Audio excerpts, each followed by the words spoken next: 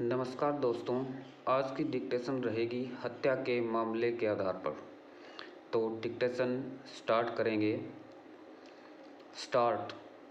भारतीय दंड संहिता की धारा 302 के तहत हत्या के मामले में कार्रवाई होती है। हत्या के मामले में मृत्युदंड या आजीवन कारावास की सज़ा हो सकती है। इसके अलावा जुर्माना भी लगाया जा सकता है और यह एक गैर जमानती धारा है जिसके तहत किसी भी अपराधी को जमानत मिलना मुश्किल है। हत्या एक संज्ञेय अपराध है और सत्र न्यायालय द्वारा विचारणीय है। यह अपराध समझौता करने योग्य नहीं है। सुप्रीम कोर्ट ने कहा है कि यह गलत धारणा है कि अगर किसी शख्स के खिलाफ हत्या का केस दर्ज है तो ऐसे शख्स को लगातार जेल में रहना ही होगा और बिना जमानत दिए ट्रायल के दौरान उसे जेल में ही रहना होगा। सुप्रीम कोर्ट के जस्टिस A.S.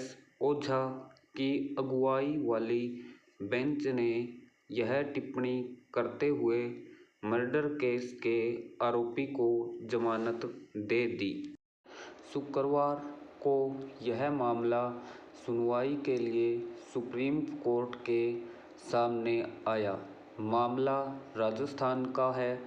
जब मामले की सुनवाई शुरू हुई तब राज्य सरकार की ओर से पेश वकील ने जमानत अर्जी का विरोध किया और कहा कि आरोपी के खिलाफ मर्डर चार्ज है और यह गंभीर आरोप है। वहीं आरोपी दीपक की ओर से जमानत की मांग की गई। सुप्रीम कोर्ट ने राज्य सरकार के वकील द्वारा जमानत की अर्जी के विरोध पर असहमति जताई।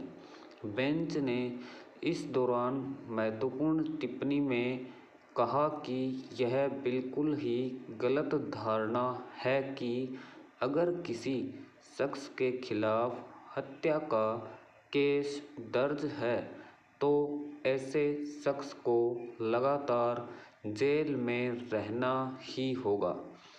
इस तरह की धारणा गलत है और हम केस की परिस्थितियों को भी देखेंगे।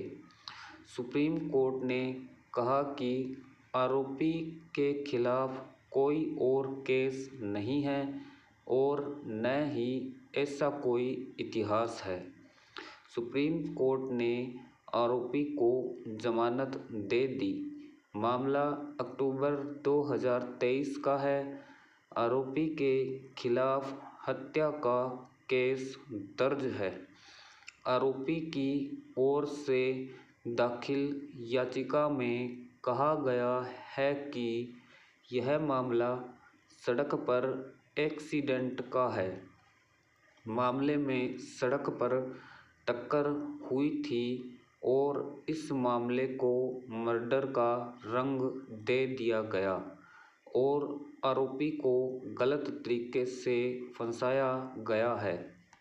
आरोपी की ओर से मृतक की पोस्टमार्टम रिपोर्ट पेश की गई और साथ ही गवाहों के बयान का हवाला दिया गया जिसमें गवाहों ने कहा था कि यह एक्सीडेंट की घटना थी।